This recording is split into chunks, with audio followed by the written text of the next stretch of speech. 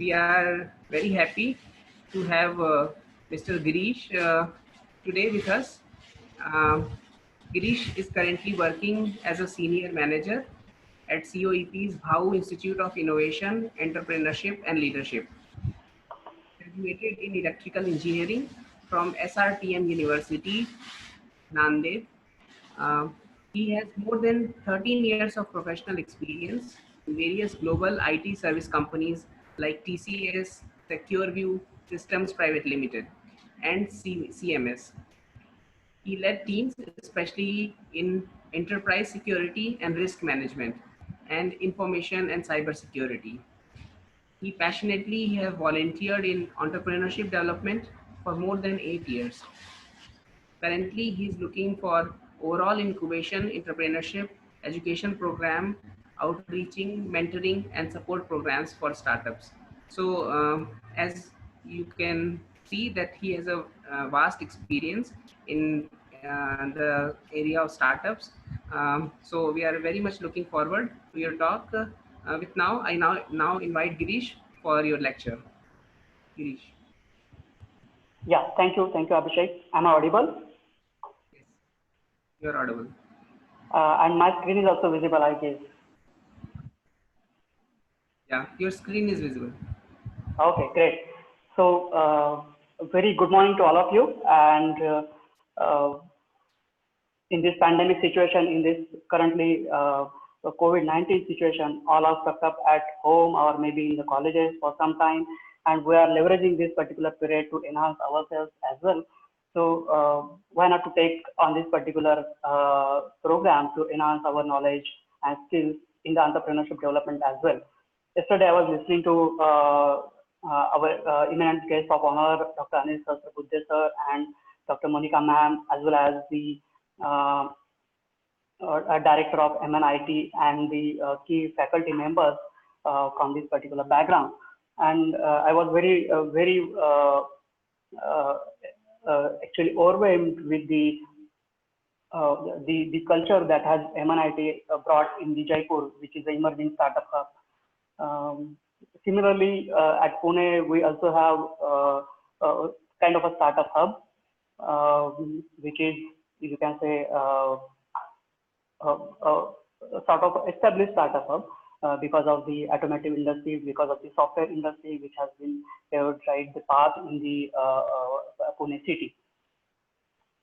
Uh, so yesterday, Dr. Monica covered many of the particular aspects of the entrepreneurship, the history kind of a thing, then the types of innovations and the why one should think about the entrepreneurship and how to think about entrepreneurship and how to think about the business, what factors needs to take care of, and then how to convert your idea into a successful business. And she gave multiple examples as well.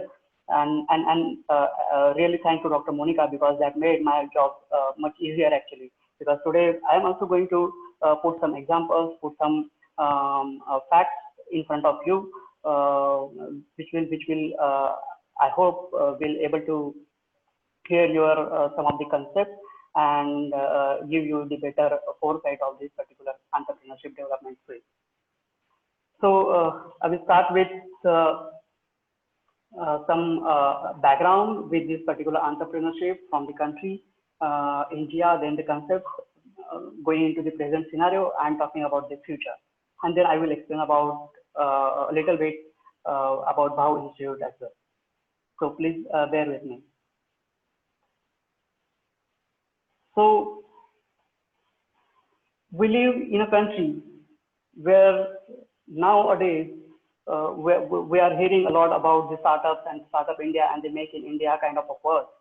But we also knew that we have a very vast cultural background, very vast historical background, very vast entrepreneurial background. A country which has a history of more than 6,000 years. A country, a country where civilization actually began. A country so rich that 2000 years ago also we are the primary trader for the Rome kind of empires and the other world as well, where we trade the textiles, we trade the spices, we trade the golds, we trade the ornaments, and in return we we get the gold and silver from those countries as well. A country which actually, in fact, taught the entrepreneurship journey to the whole world. If you see this particular picture, so this picture, let me just go back for a moment. So if you can see the picture which has a Kirti Stambh, which is located at New Delhi, some of you might have also seen this particular Kirti Stambh, which has erected 2000, 3000 years ago maybe, and which is currently intact, which is made of a bronze material.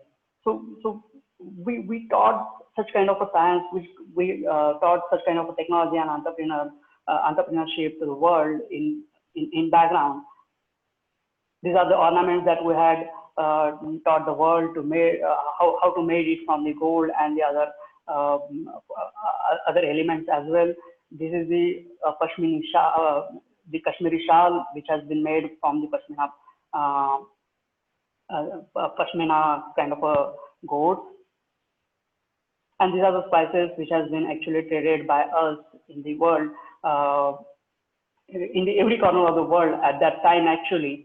And we live in this country which is actually having a tremendous opportunities, possibilities, and the and having the you can say tremendous future, tremendous scope in front of us to grow as well as to sustain in this particular world. So with this particular historical background, let's go further in detail. So why entrepreneurship? So entrepreneurship, if we are talking about now in the current scenario, then the entrepreneurship, why India is taking on to the entrepreneurship, or why this buzzword is actually getting all over in the world, that India is a third largest startup hub or the third largest startup industry in the world right now. Because we have advantage. What advantage we have? So we have 65% younger population in the world. So what this means? So some year ago, I got to know about a news in the newspaper which was published for the advertising of a messenger kind of a post in the post in Uttar Pradesh, and I heard that 50,000 graduates, 35,000 postgraduates, and some of the PhDs also applied for that particular messenger post.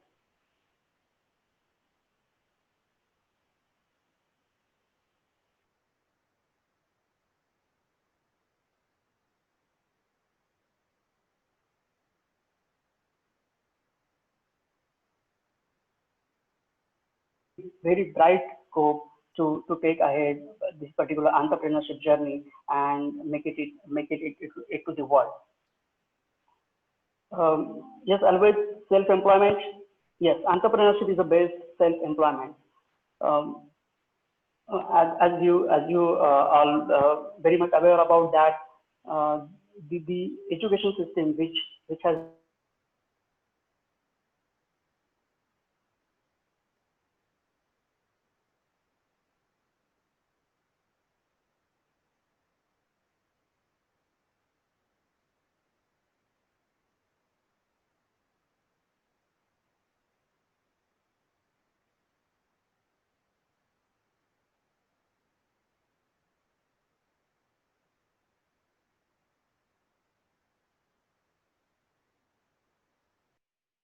yes. So like you might have heard about the KFC, Kentucky Fried Chicken, which was started by Sir Harlan David Sanders, which was when he was at the 62. So there is no age bar, and you must have been heard about the example of young Mumbaikar, the 13-year-old student, which has actually started his own industry, the paper and parcel, with the help of Mumbai Dabbawalas, and he laid that particular idea into entrepreneurship, and he is now into he is playing into billiards now. So there is no age bar actually. So whatever the age you are, you can take the entrepreneurship, you can take the self-employment in your hand, and you can walk on that particular journey. Again, no gender discrimination. yes, we have a great history of providing the equilibrium to all of the genders. Woman is also not the escape for that. So we have a great history of women entrepreneurs. You must have heard about the Kiran Mazumdar-Shaw. You must have heard about the Patricia Narayan, which is leading the Sandeepa chain of restaurant in AP. Kiran Mazumdar-Shaw, which is MD of Biocon Limited, who actually led entrepreneurship route in the biochemical and the bio industry. So these are the examples which actually taught us, which actually inspires us that there is no gender discrimination. So why women don't take on an entrepreneurship? Why women can't take on entrepreneurship? So it is very much open actually for anybody.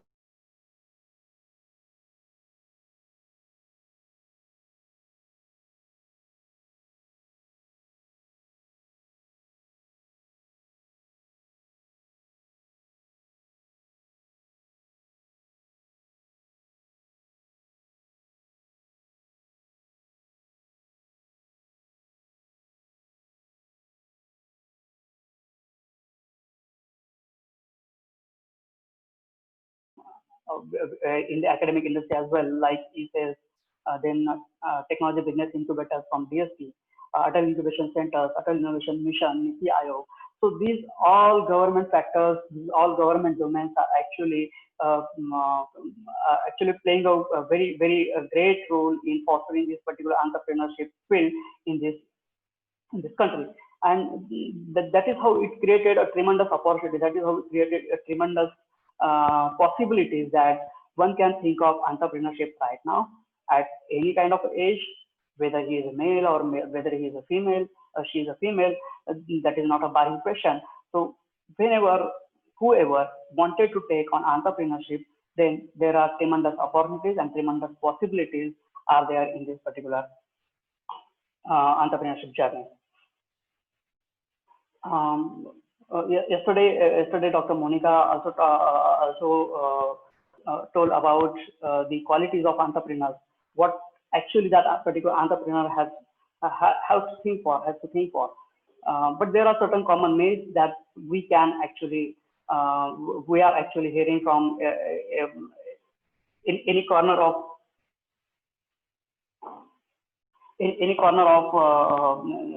the entrepreneurship domain. So it means like the successful entrepreneurs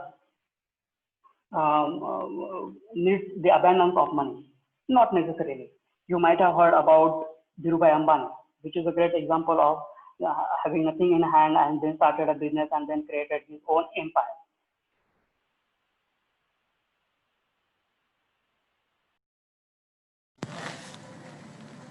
Hello, am I audible? Yes, sir. You are audible. Okay, great. And there is a very good example from the Pune itself. Like you must have heard about the Quick Heal company, the topmost antivirus company in India, and now exporting to the world. So this the Katkar brothers, who actually laid the foundation for that Quick Heal company, they started from repairing electronics equipment shop, and now they have turned into the big giant in antivirus and software company. So there is a particular myth that every successful entrepreneur need abundance of money to start with, but no, not actually. The finance or the funding part came very much later in that particular process, and that can be taken overall. The entrepreneurship requires the high risk taking ability. No, this is also a myth, because entrepreneur is who is actually thinking of taking the moderate risk, I can say, and not the high risk, because he is aware about what he is going to do and what he is going to solve, what is the problem and what is the solution he is going to bring. So he is not taking the high risk because he is testing the market. He is validating his or her own idea in the market and testing the feasibility as well. So why should it be a high risk then? Then it should be a moderate risk in my perspective. Primary motivation of entrepreneurship is to make money, not necessarily you are seeing the social entrepreneurship. Yesterday also, ma'am told us about the agri entrepreneurship, eco entrepreneurship, social entrepreneurship. So there are various types, various ways of being an entrepreneurial mode, and not the primarily as a money mode. So that is again a myth. The entrepreneurship or the business comes by heritage. This is also again a myth, because successful entrepreneurs comes from a business background. That is not so true, as as I already explained about the Dhirubhai Ambani, then Sanjay Katkar. So those are the entrepreneurs having no business background at all. Their families are poor families. Their families are teaching families.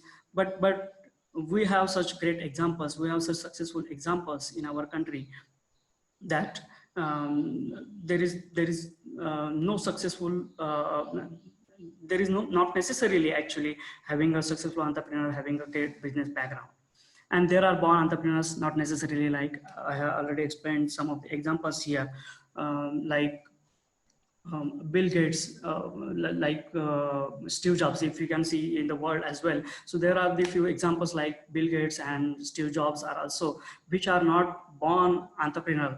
They are they themselves created them in the entrepreneurial mode. So what the particular slide I brought in front of you, because these are the common myths actually come across us when we are taking into entrepreneurship, when we are thinking of starting any startup. Then lots of people around us tells us about these all myths, and this is how then we drop our idea of being a businessman or being an entrepreneur. So the entrepreneurship can be taken, the entrepreneurship can be taught, the entrepreneurship can be learned, and in a particular way, in a particular process, in a particular path, if we follow that particular entrepreneurship journey, then yes, there is always a show of success. There is always a chance of a success. Yesterday also, Dr. Monica explained some of the process here. Let me just take you through some of the concepts of basic entrepreneurship here.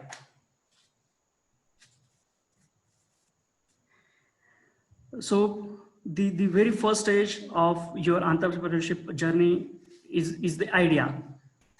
So it is a business idea which you actually wanted to do, which actually something you love to do. So if any particular idea, if somebody else is asking you to work on that particular idea, then it is not going to work actually in an entrepreneurial mode. But that idea should be yours. That idea should be the problem statement that has been created, that has been generated by you, and something that you wanted to work upon. So this is what the idea which can actually satisfy ourselves as well in inner. And then once we are satisfied with that particular idea, then we can move on that particular idea, executing well that particular idea and making it fast into growing a business. Let me just go a few slides, 2 slides more ahead actually, and then we will come back to this slide again, because I just wanted to explain some of the concepts in this particular stage as well. So there are innovation and ideation comes hand in hand. If you can say, the innovation and ideation are the 2 sides of the particular coin, where we can say the types of innovation. So the innovation actually has a various, you can say, the branches, various factors, where yesterday also Dr. Monica gave some examples of disruptive innovations, the breakthrough innovations, the business model innovations, like Ola, Uber, Airbnb having the business model innovation. Whereas the disruptive innovations, you can see the mobiles, the breakthrough innovations, which has been the transistors or the semiconductors kind of a thing. Organizational innovations, you can see the agile way of working in the industry. The outcome driven means, if whenever the customer wanted some change in that particular product, then that particular outcome of that particular product is the innovative thing which has been curated for that. the incremental, which is the small continuous improvement in the existing product and services, or maybe in the processes as well. The product innovation, you all know about it. You also heard about the design thinking yesterday, and the process innovations, which has been actually also can be think upon in that particular way, where we can have the automation process, where we can have the manual process, where we can have the industrial automation process. So these kind of a process innovations also be there. And the services, yes, Swiggy kind of a thing, Grofers kind of a thing. So these are these service innovations which are giving the customers the new value, the new perspective, the new dimension of that particular innovation and ideation. So this kind of a innovation has there where you are taking up the any idea or the ideation. So what is ideation? So ideation is nothing but to collect your ideas. You are coming up with the various ideas in day-to-day life.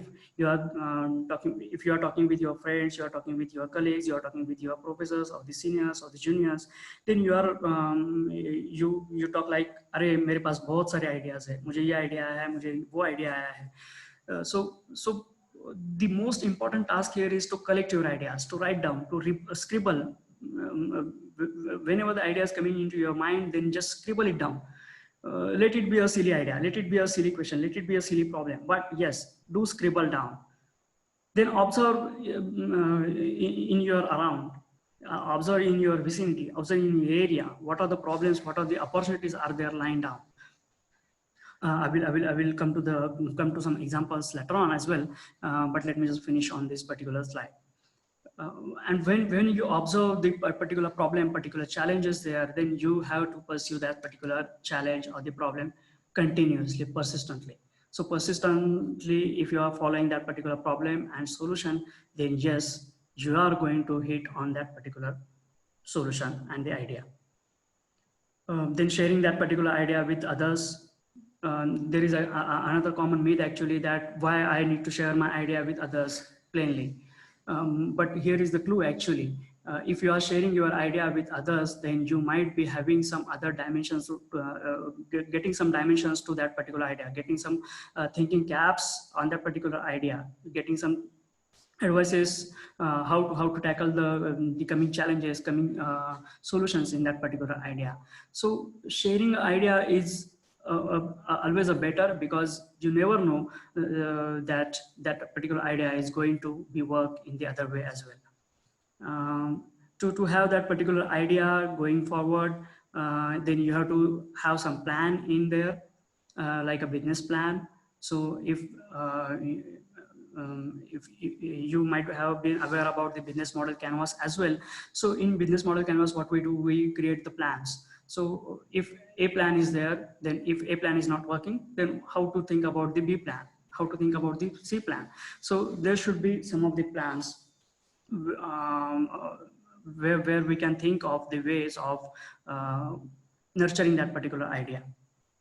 Then after finalizing that particular plan, then you have to try to develop that particular idea, maybe a prototype, maybe a service, maybe a small manufactured element, whatever is that. So you have to develop that, and then you have to release that particular idea. So this is the typical journey of ideation and innovation. Ideation and innovations are the two sides of the coin. I just wanted to brainstorm on this particular stage, because sometimes what happens, we come across some of the students, a bunch of the students, and they ask us how to generate idea. I do come with some of the ideas, but how to take it forward? Then I thought that this should be the right place actually to share that this particular journey can be taken on these particular stages. Coming back to my previous slide, the other stages, yes, the idea that which has been generated must satisfy the market need. So there should be a right market fit for your idea. You have to validate your idea in the market. For that, you need to do the market survey, market analysis, going to the customers, finding the right questions, finding the right answers, and finding the right problems, what customers are facing. And then you are coming up with the right idea, how to deliver that particular idea. So that idea needs to have a very good market fit. And without the market analysis and market survey, you can't achieve this particular goal. So that is how the idea this particular stage is very important in ideation stage. Then after finalizing your idea, after finalizing the right market fit for your idea, then you have to have a good team to work upon that. Our one of the co-founder always says that the work in isolation is always a curse. So you have to have a team which is a backbone for your business, which is a backbone for your startup, which is a backbone for your whole journey. And having a team, having a good team in background actually gives various horizons to your idea.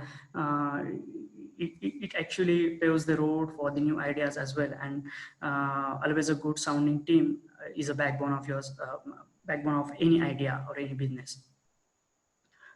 Then we talked about the business plan. We have to have some strategy. We have to have some focus. We have to have some aim and goal, where we are heading, where our idea is heading, where we have to go. So the business plan actually create this particular scenario for you, and you have to work on this rigorously to make it a business.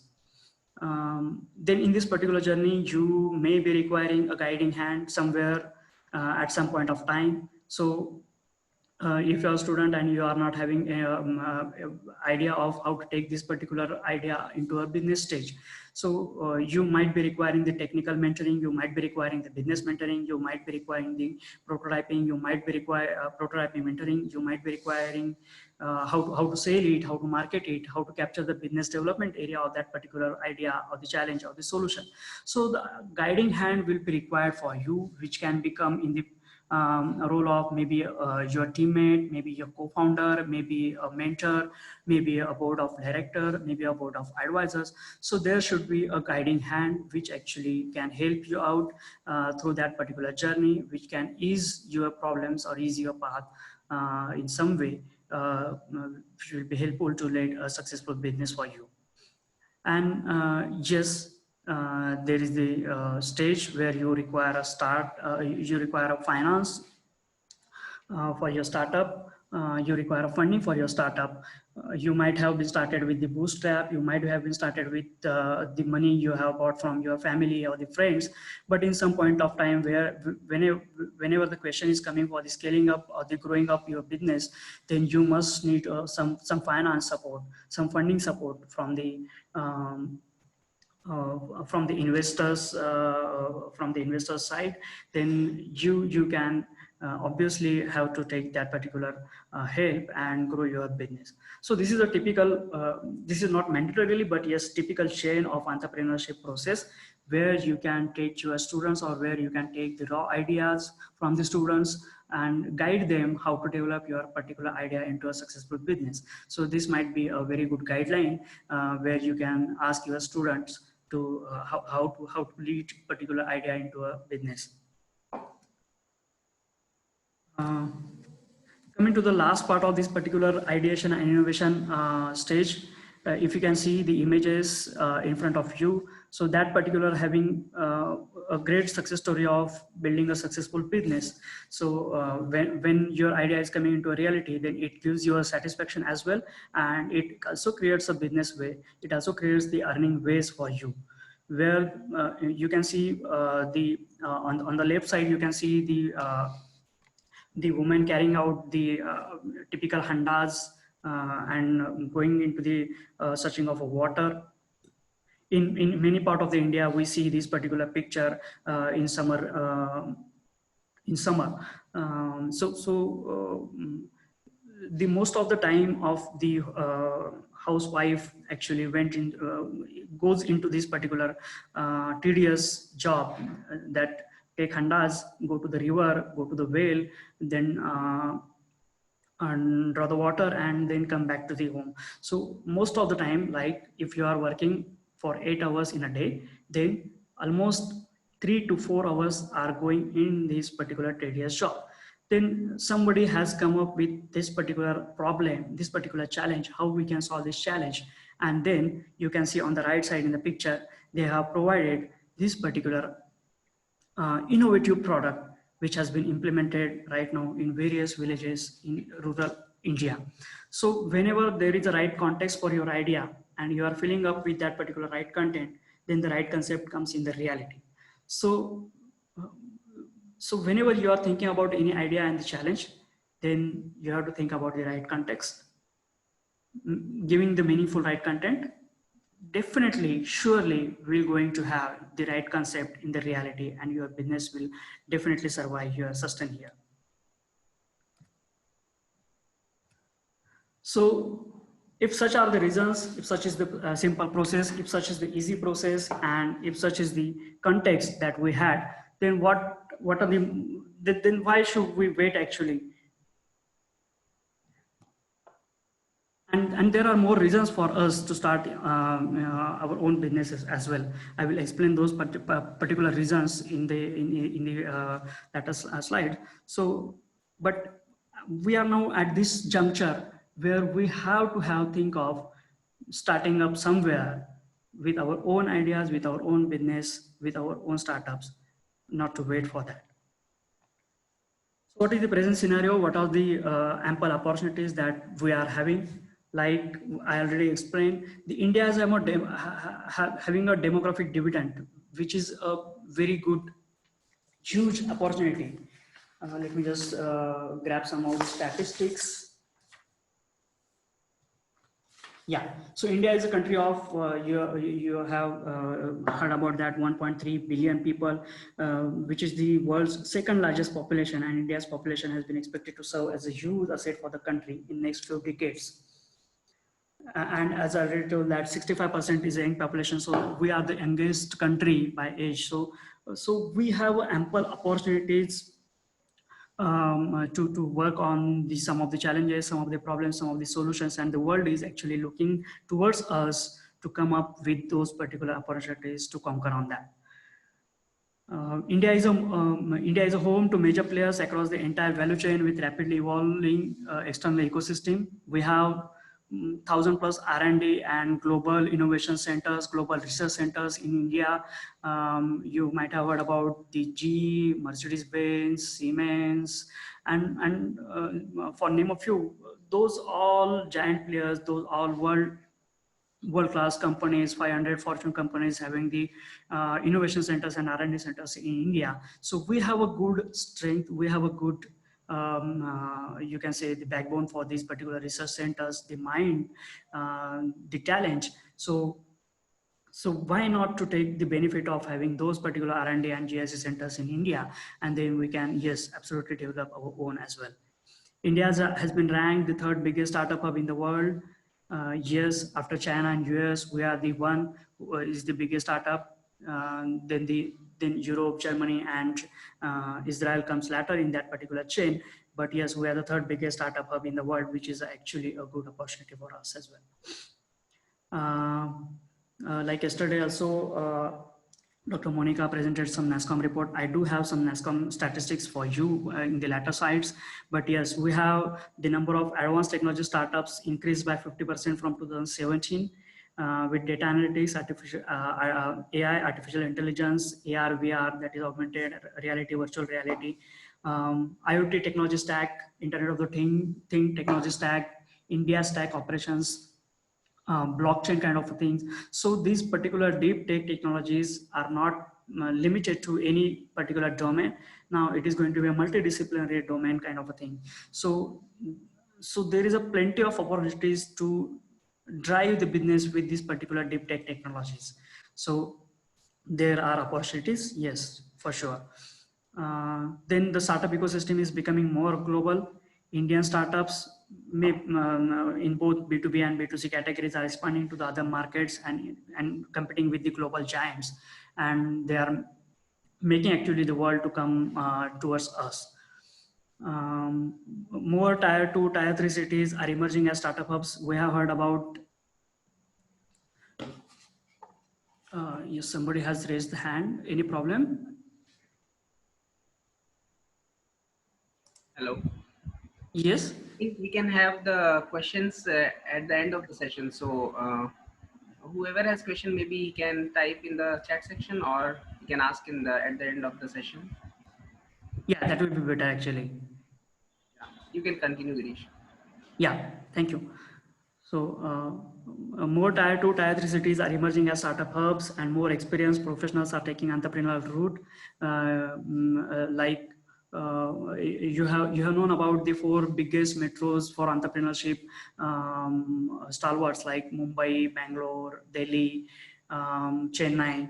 Um, but again, tier 2, tier 3 cities like non-metro cities like Pune, Jaipur is also now emerging as a startup hub. So there are plenty of opportunities for tier 2, tier 3 cities actually to get to start with the startup journey and make it as a emerging startup location. Here the biggest role played by the academic industry or the academic domain, that with 520 plus tech incubators and accelerators in India, we are as a third largest number of active programs in the world. So we have a very good strength, we have a very good backup of having the strong incubators and the accelerator network in India, which actually rightly preparing, or you can say curating the pipeline to take our startups on the global journey.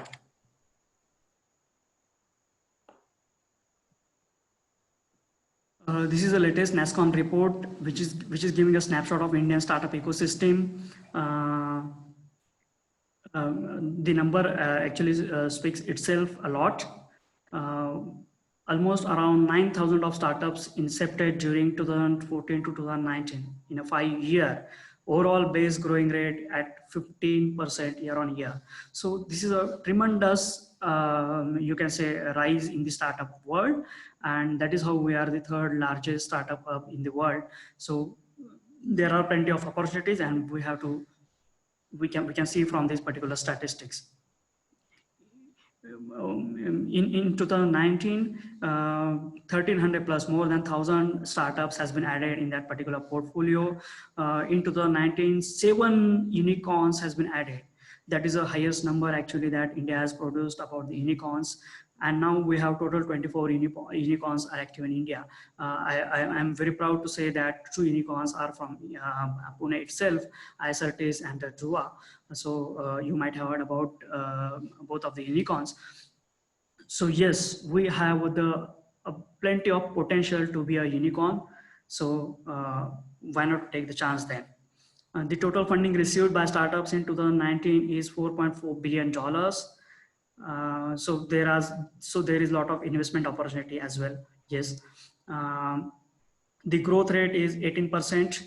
18% of that particular growth rate is into deep tech. So yes, with very much talented pool that we have, and the facilities that has been created by the enormous institutions like IITs, NIITs, then the regional colleges and the incubators. So taking the advantage of those particular facilities, the deep tech startage ratio has been increased a lot in past few years.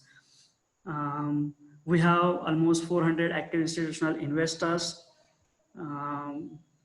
As I said, there are 520 plus active incubators and accelerators.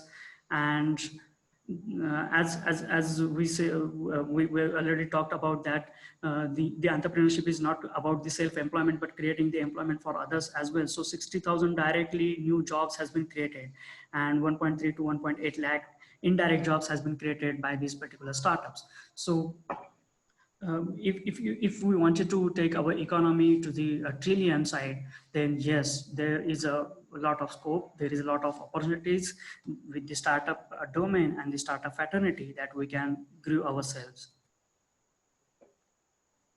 So how now the startup ecosystem in India, particularly helping this particular growth rate. So there are plenty of government initiatives has been started, like Startup India, Digital India, Make in India, and now Atmanirbhar Bharat.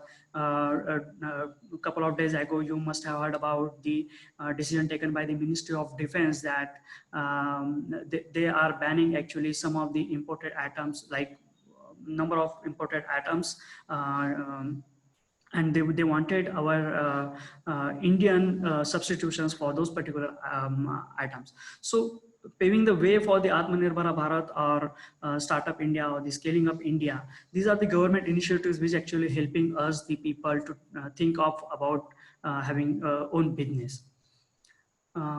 At the institutional level or the academic level as well, there are various government schemes which are actually trying to make the student fraternity aware about the entrepreneurship challenges and the development. So there are lots of e-sales, there are lots of IICs has been found, and there are a lot of technology business incubators supported by Department of Science and Technology, Ministry of Science and Electronics. There are a lot of Atal incubation centers which has been curated by Atal Innovation Mission led by India, led by Niti Aayog. Then there are a lot of government schemes like MSINS, Maharashtra State, Maharashtra Society for Innovation. And there are also you might have heard about the Kerala Startup Mission. So kind of things, government is actually paving the roads for these particular schemes, and with these particular schemes and the initiatives, we can actually have our startup in a better position. We can have our idea in a better position. Apart from these government schemes and initiatives, there are always a private hand in help, like private incubators and the other government institute incubators are also there to help you out if you are having a good, strong idea. I'm talking from the perspective of students here actually. So this is very much beneficial for the students. We have a good road of accelerators. We have a good network of accelerators in India, like TiE Pune or the TiE Delhi or the TiE Chennai, TiE Madras kind of a network. Wadhwani Foundation, the Reliance GenNext Hub. So these are the few accelerators like Indian Angel Networks, vagara, vagara. So there are a lot of angel networks of the seed investors network who are looking for the young talented startups coming up towards taking up the businesses and converting them into a unicorn kind of things. So yes, we have plenty of opportunities there as well. We have very good ecosystem partners like in Pune.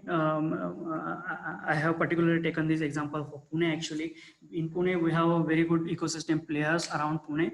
The Pune Open Coffee Club, then the PIC Pune International Chapter, the NASSCOM Head Start. So these are the few key players actually are contributing into the building a strong startup ecosystem in Pune and around Pune.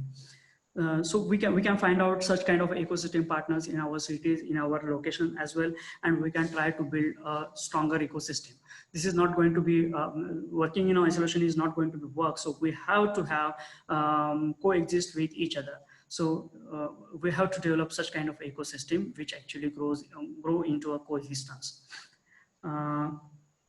Then funding partners, yes, we have a good network of funding partners. There are investors, there are funding partners actually looking for investing into some talented startups, some talented pool like seed investors network, angel investors network.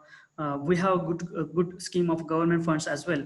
Nidhi Prayas is there. BIRAC, which is actually giving a big grant for biochemical and the other domains as well, up to 50 lakhs to develop a prototype and to manufacture in a mass production.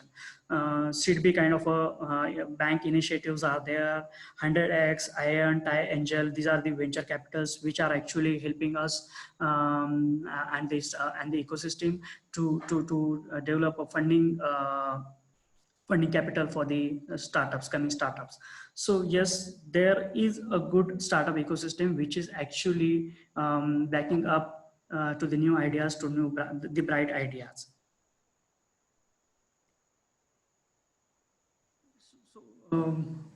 Now I'm coming to the future part of this particular presentation.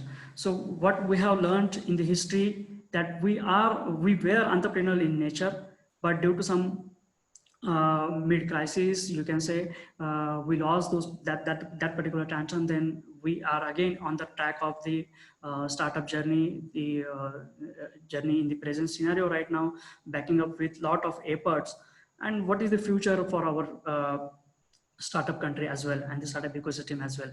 Like NASSCOM has estimated that by 2025, the number of unicorns growing to 5-fold of what we are having right now. So it's around 100 100 plus going to be a unicorn in 2025.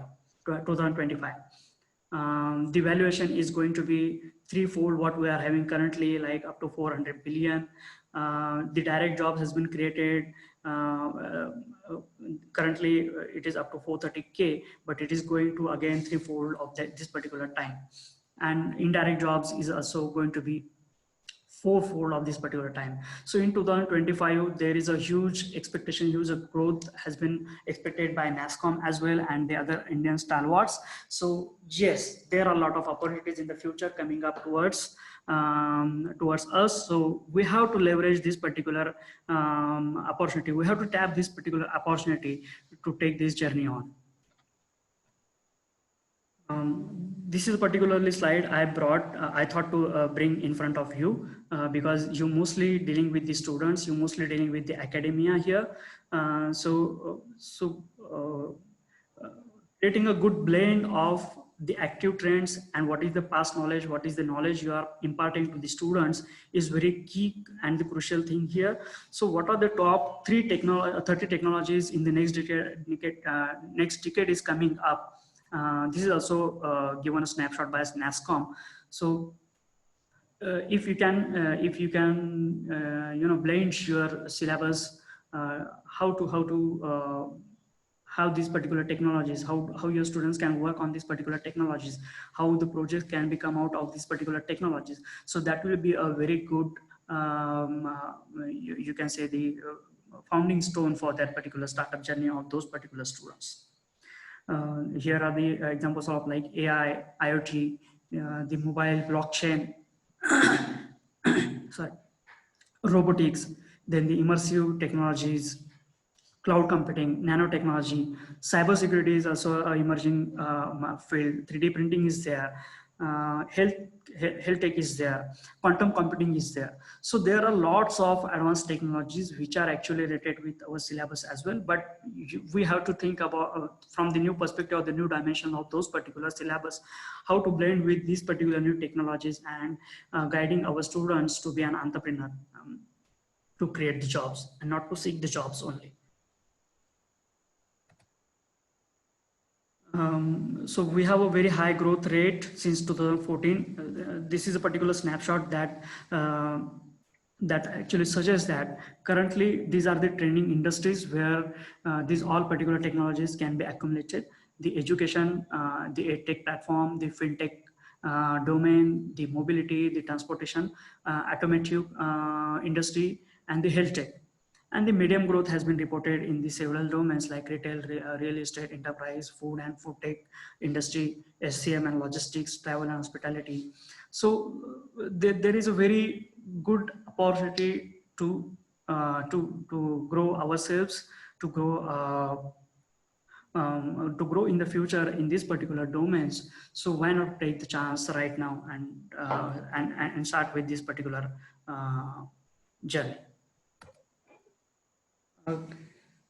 I hope I'm actually able to give you some snapshot of the history, the background of the entrepreneurship journey that India was having, then the present scenario, and how we should look up to the future. What are the current trends actually where we should look to take to lead the journeys in the future. Now I will take this opportunity to introduce you about BHAU Institute as well. BHAU Institute is similarly like MNIT, which is a TBI at MNISC, which is a TBI at MNIT. So we are also a technology business incubator, which is actually hosted at the one of the best engineering college in the India, College of Engineering, Pune. We are supported by Department of Science and Technology, the Ministry of Science and Technology. We are also supported by NST DBT board, and the backbone is, yes, always the college. So let me give some claims of our BHAU Institute. Why BHAU Institute? So we are located in a startup city, as you have heard about Pune as an emerging startup hub. we are hosted in a top engineering college, so supported by a laboratories, equipped laboratories, and the well equipped, you can say, the mentors or the guides. We are, yes, very much eligible to be to become a good cyber locality. Uh, we are actually successfully incubating student startups. I will come to that particular part later. We have a unique private-public partnership model. So initially, some of the co-founders actually donated to build this particular incubation center, and then government has supported this particular initiative. So this is a unique kind of a blended model for the private-public partnership. We have a very ambitious vision and goal, with the exceptional governance, the board of advisors, the board of directors. We are expecting to grow in this particular field. We also have a world-class infrastructure, and with the support of sustainable business model and the best practices, we are actually expecting to grow here then. And if you are taking up, you are thinking of taking the startup journey, wherever you are located, maybe in Pune or maybe in any corner of India or world, you can be a part of our Bhau Institute. So, so this is what the glimpses of Bhau Institute actually you can think for. So after giving the glimpses, let me come to the concept stage of Bhau Institute. You can see the picture. We well versed with the two eminent personalities in this particular picture. One is our late president, Dr. APJ Abdul Kalam, the missile man, and the other one is Dr. Anil Sahasrabudhe yesterday, who actually inaugurated this particular workshop. So Dr. Anil Sahasrabudhe, who was the former director of COEP, along his side, he is Mr. Narendra Kale, who is a COP alumni and a founder for Kale Logistics. Then Dr. APJ Abdul Kalam sir, and then one of the renowned industrialists from Pune, Mr. Sanjay Inamdar, who is a founder for Flocon Industries, and as well as he is the chairman of AICTE Student Startup Policy. So these three co-founders actually came together and had a concept of spreading the awareness among the engineering graduates to have the entrepreneurship word to work back in mind actually. And they have started with some of the courses for second year and third year engineering graduates with the concept of innovation and the entrepreneurship development. And later on, that has been grabbed by COEP, that opportunity has been grabbed by COEP, and now every second year graduate student goes through the particular course. Every third year graduate student also goes through the particular course of entrepreneurship development, and that actually lays the foundation for the entrepreneurship journey ahead. When these three co-founders actually met Dr. APJ Abdul Kalam, then they actually actually explain about the vision of Bhau Institute, that they wanted to create a model institute where they can foster the entrepreneurship and create the multiple startups and the entrepreneurs. Then Dr. Abdul Kalam actually guided our co-founders that why you are limiting your vision by creating only institute. Why can't you expand your institute and widen your horizon?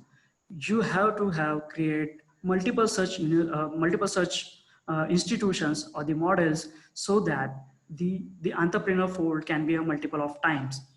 So with this particular vision, we have with this particular vision of creating a successful entrepreneurship institute model, which can be replicated at any institute in any part of the world.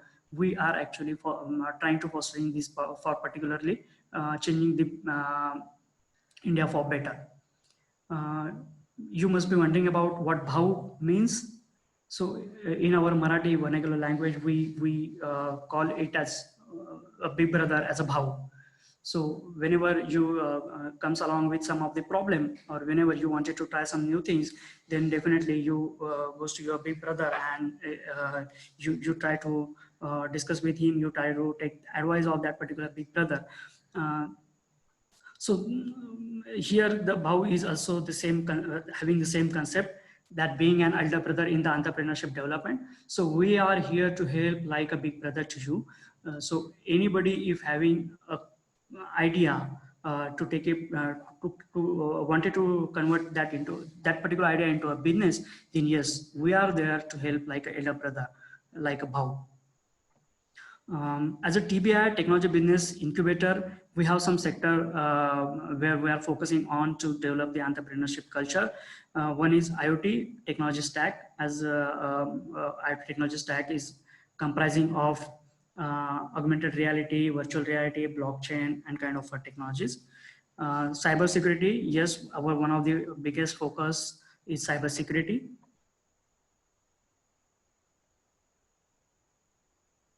Agri-tech ideas, social innovative ideas, edutech ideas, fintech ideas, the alternative energy ideas. So this kind of a sector focus we have, and but not to limit this, we also engage with some of the ideas which are apart from these particular focused areas, but that is of course up to the market validation.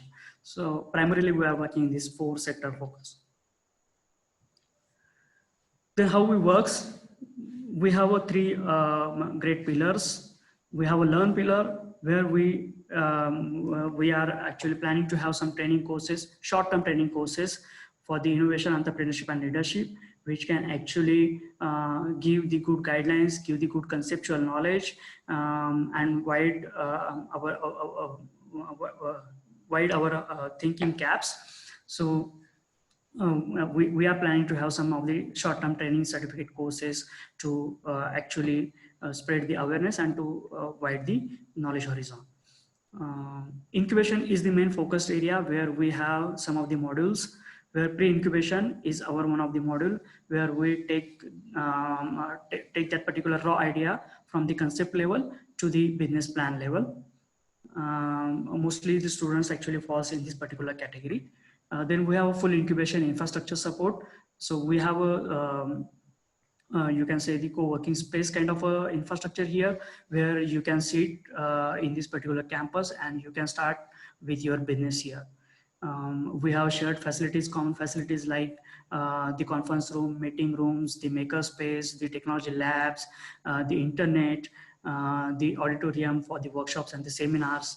So we have such kind of a full infrastructure facility available for the startups to leverage those. We also have a virtual incubation module where you are sitting from, you may be sitting anywhere in the world, in any corner of the world, but you wanted to take up the support for the industry network, for the investors network, for business mentoring or the technical mentoring per se. So we are there to help you in a virtual mode. We have some of the startups from rural areas like Amravati, Aurangabad, Tier 2 cities from Maharashtra. We are also having some of the startups from Mumbai, located from Gurgaon, Haryana. So in virtual mode, yes, it works in virtual mode as well. We have incubation light kind of a module where you are in the early revenue stage, and you are trying to develop yourself. You are trying to with minimal mentoring, you are trying to scale yourself, to grow yourself. Then yes, with a minimal incubation support required, we are also creating the ways for the incubation light through the incubation light module, where if you are industry experienced and now you wanted to start your business, then yes, you are welcome in this particular category as well. We also have a corporate and custom incubation. What does this mean? By the corporate incubation, like we are having the corporate tie-ups with some eminent, you can say corporates like Siemens, like Bayer, like KPIT. So we are incubation partner for those corporates. We are trying to help those corporate to identify the problem statements in their livelihood areas. The students has to work on those particular ideas. Then that particular idea can be converted into a startup. So we are working with some of the corporates actually to foster this particular entrepreneurship in the students as well. And from custom incubation, we have also some cross-border networking. We are a part of ISBA, the nodal agency of startups in India, as well as we are a part of European Incubator Network. So we have connections with some of the other incubators from the world, like Israel, like Estonia, like Netherlands, like UK. So with this particular custom incubation, we also try to leverage that particular network to give opportunity for our startups in the other markets, in the global market, as well as the global companies can also take our help to establish into the Indian market. Apart from this, there is another key pillar that we worked on, the integration, where we arrange the various sessions, speaker series, workshops for the startups, for the founders, co-founders, directors, CEOs. We also conduct various pitching competitions throughout the year.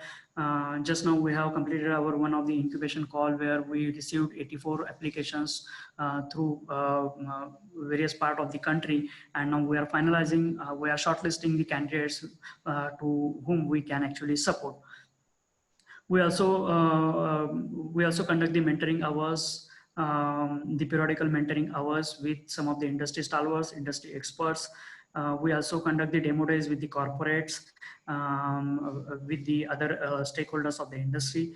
And we also do have the integration with the various industries that has been here.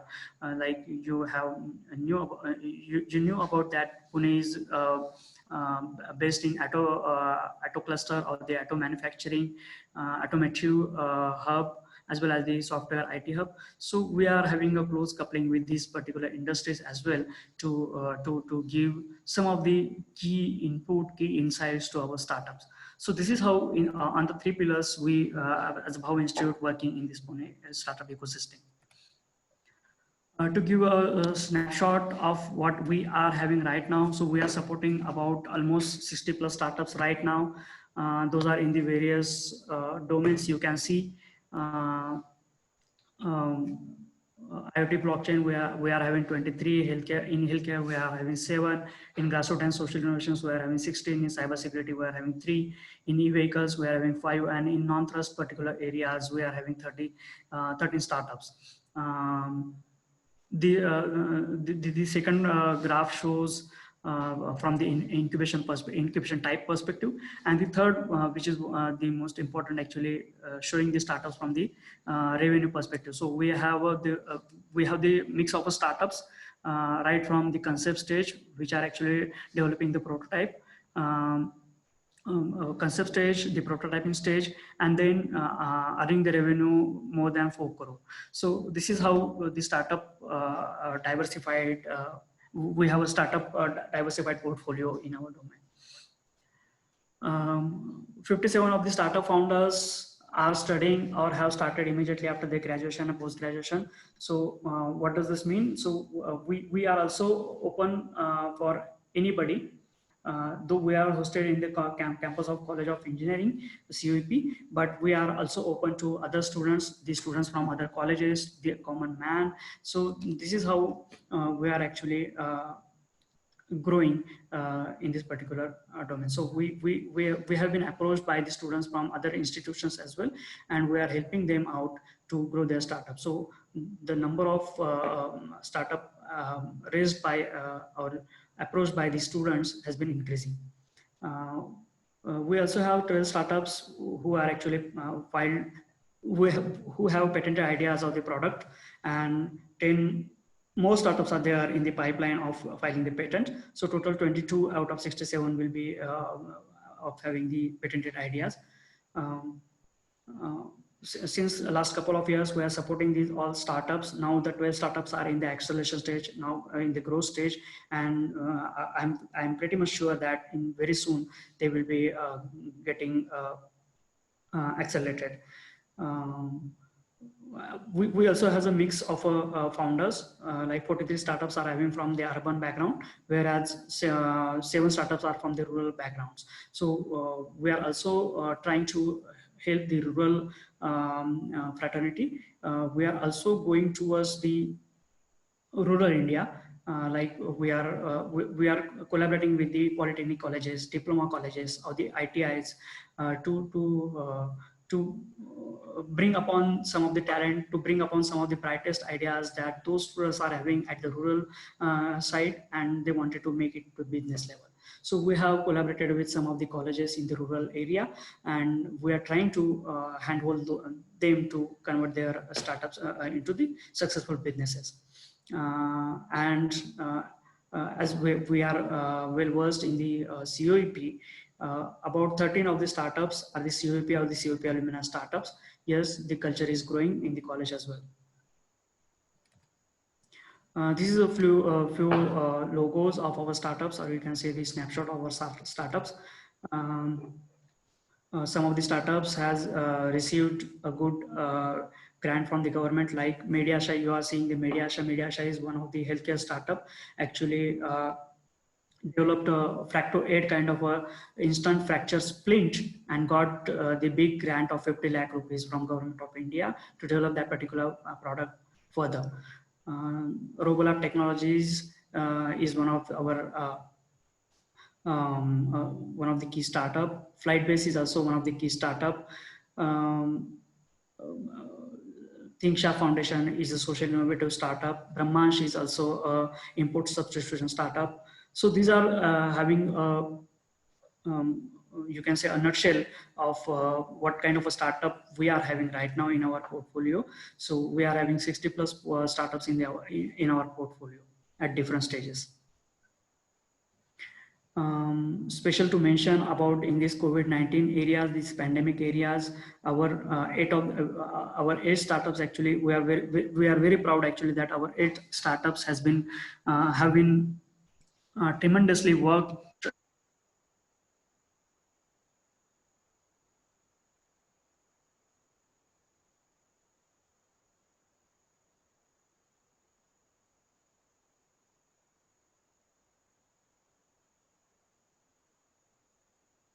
This particular situation and came up with some of the innovative solutions to help the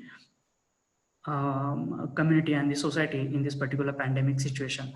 So we are very much proud about those startups as well.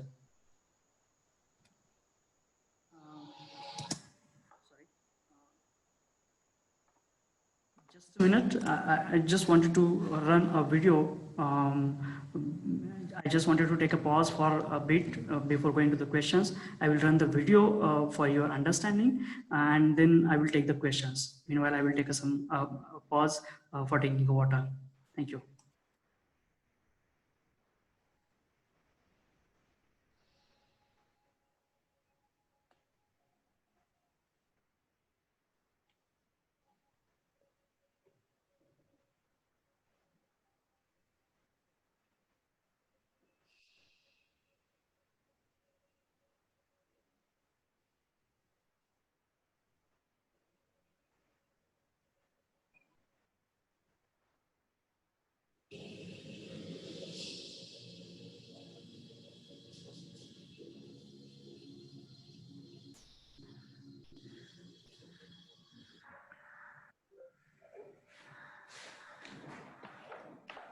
Pardon me, just running out of battery.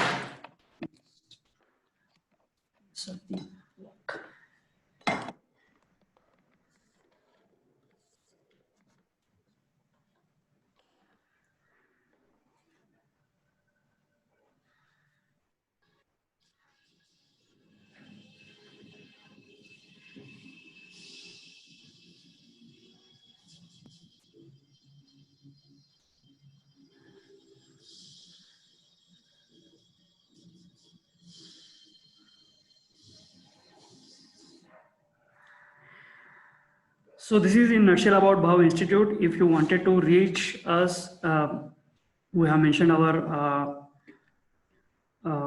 email address there. Our website is very simple, bhau.org, bhau.org. You can reach to the website and you can connect us anytime, and we will be very glad actually to help you out in any manner if you are requiring. So that is all from my side. If we have some questions, then we can take the questions. Thank you. Thanks, Girish. for this very nice, informative, interesting talk. You touched upon a lot of points, and I think all our participants must have had uh, nice experience about your presentation as well. Very much. So I would request the participants to kindly ask their question in the chat box, uh, so that we can have some question and answers. So I think one person asked some questions at the start. So Mr. Bhavesh Jolly has asked, what is the role of what role can NGO play in rural entrepreneurship? Yeah. So the NGOs can play a bigger role in rural India or rural entrepreneurship. Like we have one of the, I will just take the straight example of our one of the incubating. So the ThinkSharp Foundation is one of our incubators, which is actually working in the rural education sector. So they have came up with a nice concept of creating a study mall for the rural students which are actually not getting the online education, or which are struggling to get the online education due to poor network or maybe due to the poor resources. So this particular NGO kind of a thing, which actually reaches to the masses in the rural part, yes, they can be backed up by the resources, by the resourceful personalities or the resourceful talent in the urban area, which can help them to grow further.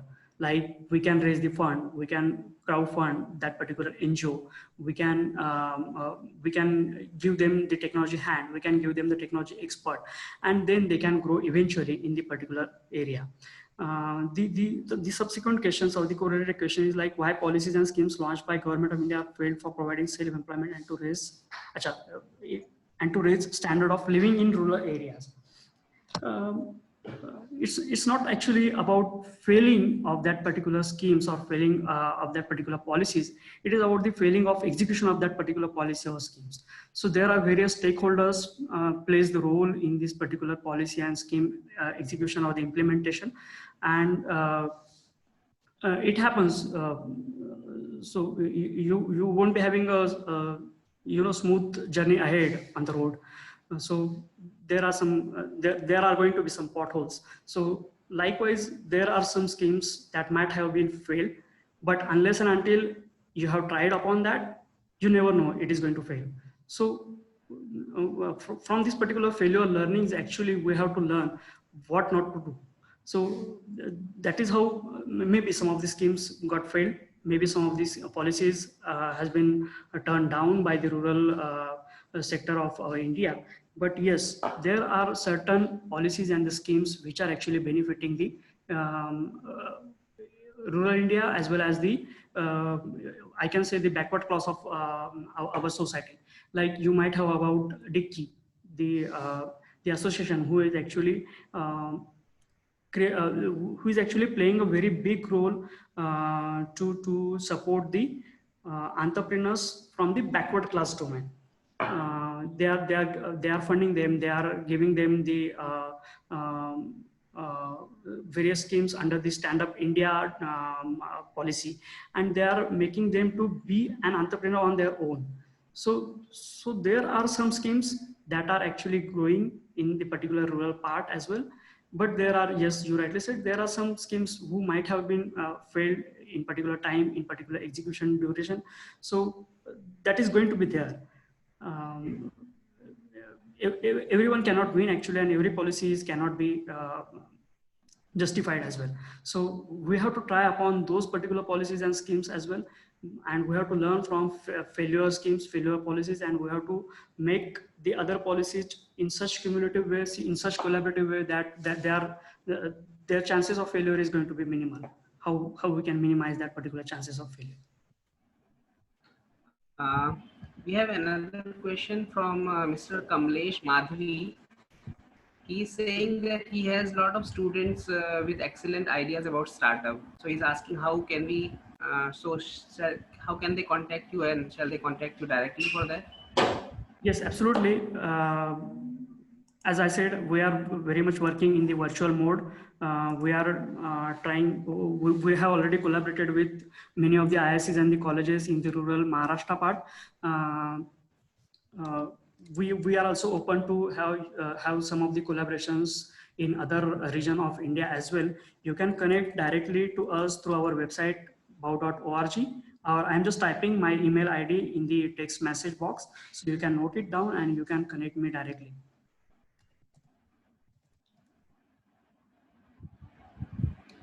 So we will have the email address, so you can contact directly to Yes, Girish. and throughout the year we are also having some open invitation calls for the incubation, and you can directly put your idea into you can directly connect through us through our contact us form as well on the website, and immediately within 2 days you will definitely get a reply from our side. There is another question that is there any like fee that you charge anything from for the guidance you provide or Yes. for your institute? Yes, absolutely. As we are talking about the sustainable India and the sustainable entrepreneurship model, so we also have to be self-sustainable actually in some manner. So we are also taking some of the charges, some of the fees, because every free things does not grow actually. So you have to have pay for something. Uh, uh, like for pre-incubation, if you are remembering the pre-incubation model, which actually from the raw concept to the business plan level, so that is of 6-month duration, and for that particular entire 6-month duration, we are charging very minimal charges like rupees 3,000 rupees. 3,000 rupees for that particular duration. So in that particular 6 months, we handhold them through the various sessions. We actually try to help them to validate their idea, to do the market survey, to do the market analysis, to do the right fitment, to do the customer segmentation, to do the customer profile, to develop the technology, to understand the exact problem statement and the exact solutions. And we try to help them to create a good business plan from where they can actually take off. So this is how we help them. So every module has some of the prices tags, some of the charges that we incur. But yes, definitely we are a non-profit organization, so we are not looking for any profit out of these engagements. So we are charging very minimal as per se, like our to give a real example, we are charging only rupees 3,000 per seat per month for our hosting infrastructure. So if you wanted to grab a seat, then we have a official space for you, which can be rented for 3,000 rupees a month. And you will get all the facilities, shared facilities, as well as the technical mentoring, as well as the investors connect, industry connect, and whatever the requirement that you are having. So yes, there are some fees. And if you wanted to connect on that particular part, then yes, you please do connect with me on my email or through our website. Then I will definitely guide you on further that. Just adding to this question, I have one query. So during this pandemic time, as we all are sitting at our home or restricted to a certain section only, so how will you manage the things like guiding and all if someone connects you, say virtually? So for that, I'm asking particularly for that 6 months duration that you mentioned. So what are your plans, or what are you planning to do? Yeah. So, like where to be very flexible. So we took this opportunity to enhance our, you can say, the online skills or the digital skills. So we listed down all the startups which are actually requiring what kind of a support at various stages, and we call them. We had one-on-one session with them virtually using the Google Meet, the other applications, Zoom applications, and the other technologies. We leverage those technologies actually to reach out those particular startups. We try to understand what problem they are facing, what situation they are currently in, how they are trying to come out of that particular situations, what can be help them to come out that particular situation, and how they can sustain or how they can survive at least in this particular pandemic. So we made a good calendar.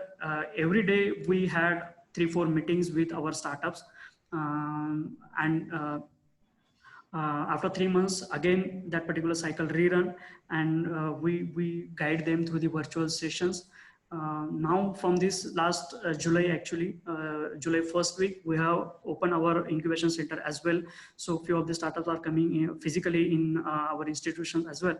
So with the mix of this online and the offline module, we are actually trying to helping them out to come out these particular pandemic situations. Thank you. We have a question from Dr. Gaur. He's asking, I think, a very general question, but he's asking how to prepare a business plan for a startup.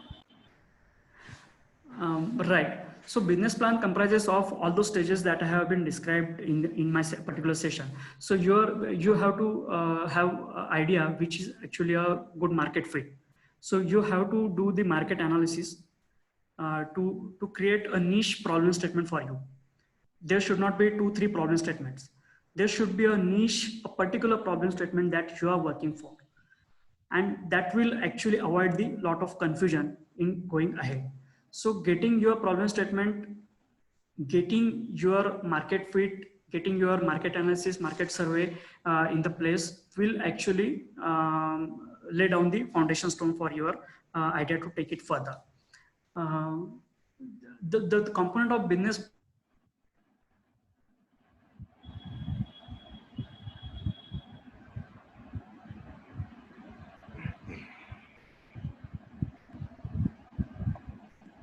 I guess there is a problem with the connection from the speaker side. Customizable.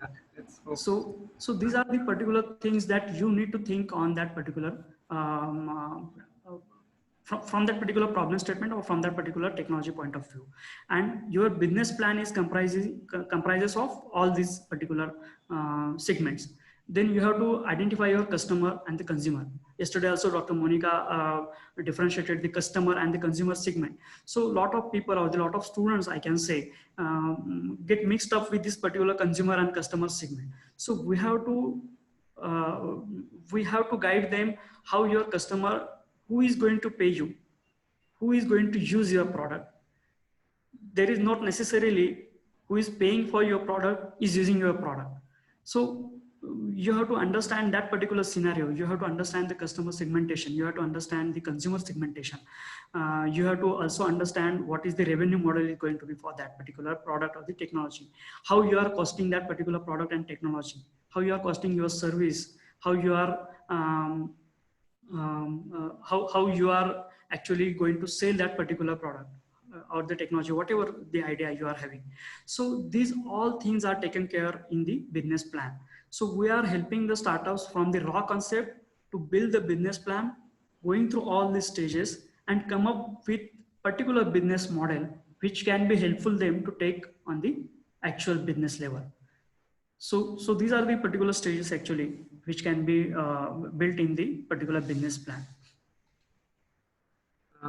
We have another question from Prasanna B.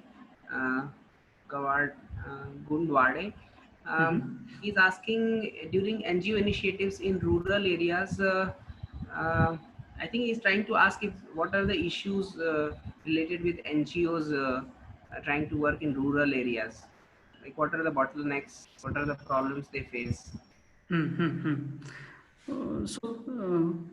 So there are various challenges like we have seen the history of our country since independence. We are looking at our country. So yet all the rural parts are not having their own homes. Yet there is no pure electricity reached in all the rural part of India. So there are quite a lot of challenges as well. And I can see his questions as well. His question as well. Like he particularly asked that the oppose from the competent affects the other development. Yes, definitely. But the competent scenario is always actually help to grow yourself. So like in the business plan, we always ask the ideator that what is the USP you are going to provide and against your competitors. So you have to do the competitor analysis as well while doing the business plan. So if suppose Ola is there, then why Uber is coexisted? So there must be some.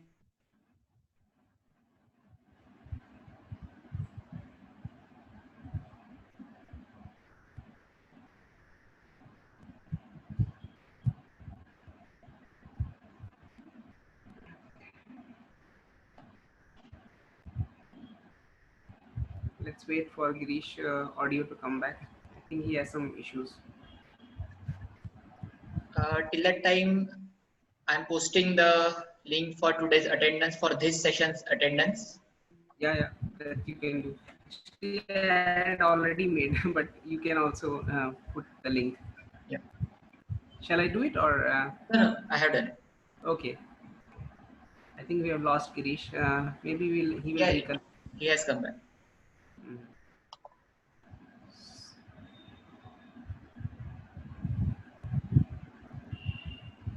Hello. Hello, am I audible? Yes, yeah, audible. Yeah, sorry, something happened and I lost the connection actually. It's okay. Please continue.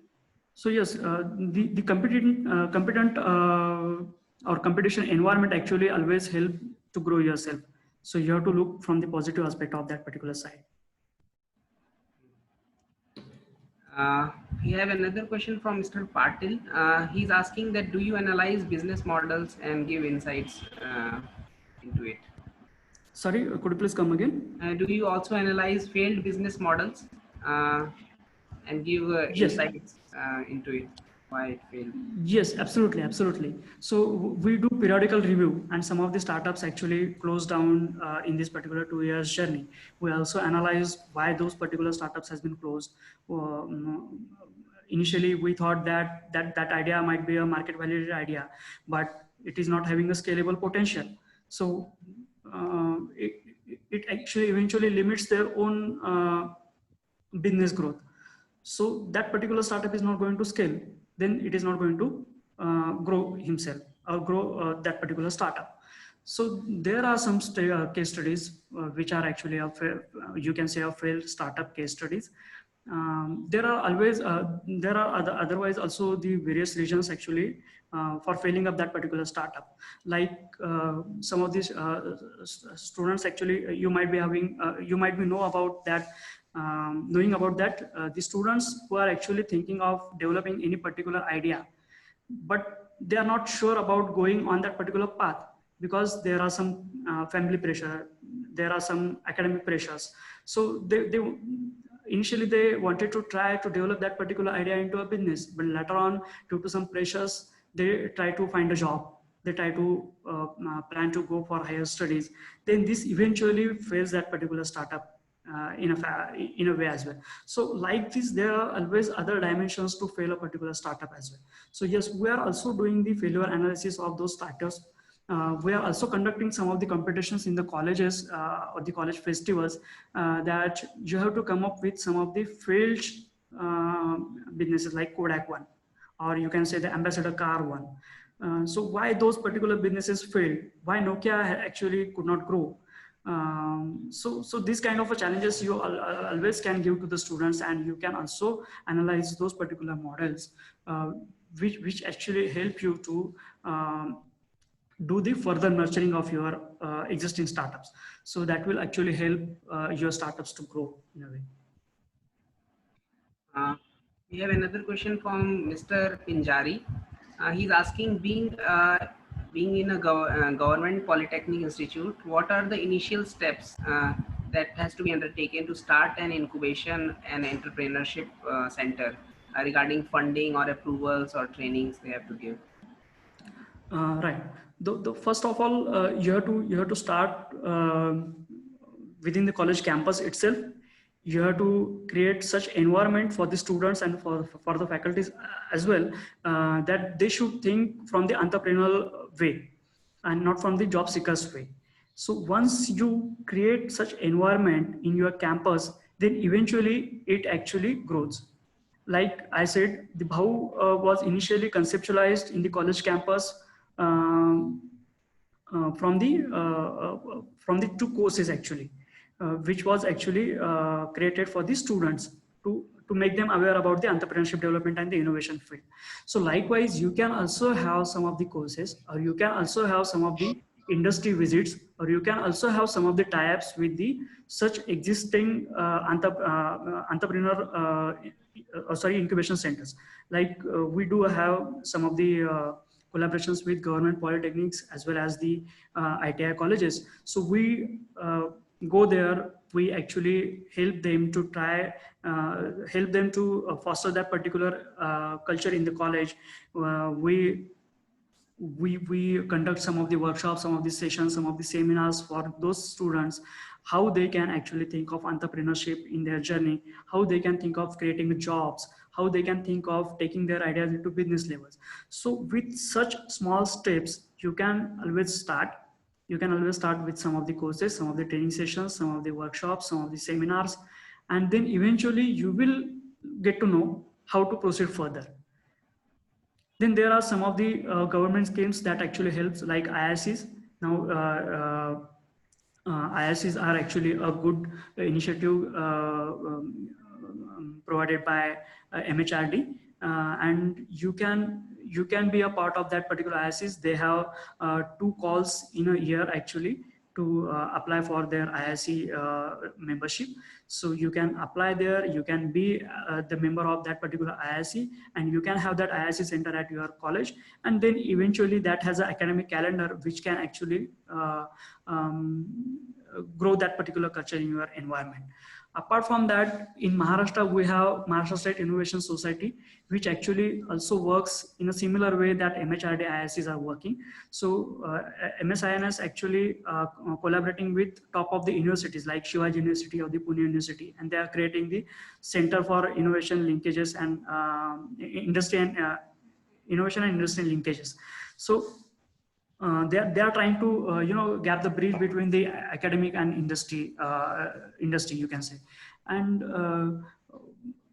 with that particular effort, they are reaching to the colleges which actually can set up the small remote centers in their colleges, which can be guided by this, you can say, at the Apex Center, and they can run their own programs at their college levels.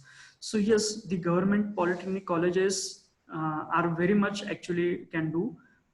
If you wanted to know anything particular about that, just please do write email to me, and I will very much happy actually to help you out there. Thank you, Girish. We have another question. The question is, does a franchise comes under a startup, and where the Bachat Gut concept fall into? Does it also come under startup? These are actually 2 different scenarios. The Bachat Gut or the franchises. Franchises may come under the startup scenario or may not. For example, we are actually not dealing with the service startups mostly. We are dealing with the product and technology startups. So, but the franchises is the model where you are abide to bind with some laws and regulations inherited by the parent company or the parent organization, and you have to work in that particular boundaries. So franchises can be a startup model, but may not be, because it is not your own venture. It is not your own successive idea. So from the so-called technical definitions, yes, franchises can be called as a startup. Franchises can be supported by the government schemes as well. But in my perspective, in our perspective, as we are maybe somebody defer to this particular point, but in my opinion, franchises are not the actual startups. Those are only the service startups which are actually trying to expand the horizons of those services provided by that particular Apex organization or Apex company. Mm-hmm.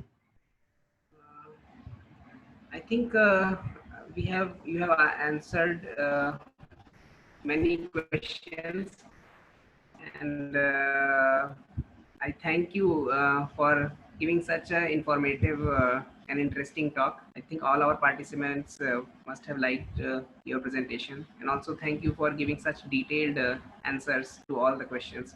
I think if our participants have any further question, they can, I hope, can also reach to you directly through email. Girish, is it okay with you? Yes, absolutely, absolutely fine with me. I'm very much open to help to anybody who is actually having some questions in this regard, and further they wanted to start some of the key aspects or the key activities on their campus. Then yes, we are always happy to help out you there. Thank you. Thanks a lot, Girish. Thanks again from me and Kunal as well for giving us such a nice presentation. And No, thank you very much. It's my pleasure actually to reach out such wide audience, you can say, and in this pandemic, actually, you are getting such chance and the golden opportunity to reach out such kind of audience is a great thing. And thank you, Kunal sir, for giving this opportunity to me as well. As I already mentioned that working in isolation would not be going to work. So in collaboration or in coexistence, only we are going to survive or we are going to sustain. So we are very happy to collaborate with MNIT, MNISCs, and the other colleges who are actually representing here. So we are very much open to collaborate with any one of you if you would like to take it further. Thank you very much. Thank you. Thanks a lot, Girish. Thank you very much.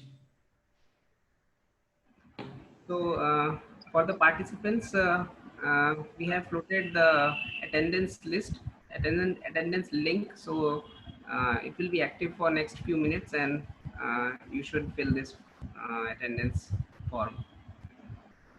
So we will close this session very shortly. Thank you all for attending. Next session we will have at 3 p.m. So see you at 3 p.m. Yes, so just adding to that, the second session will be conducted by Mr. Pratik Deshmukh, so who is founder and director of Robolab Technologies Private Limited, which is again incubated by Bhau Institute only.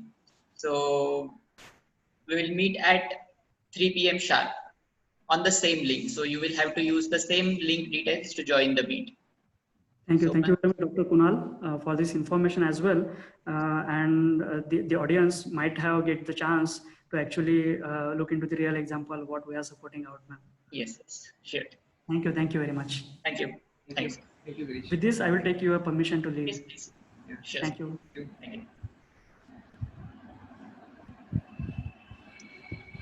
So the attendance link will be open for a few minutes. Once you mark your attendance, you may leave the session and we will meet at 3 p.m. sharp.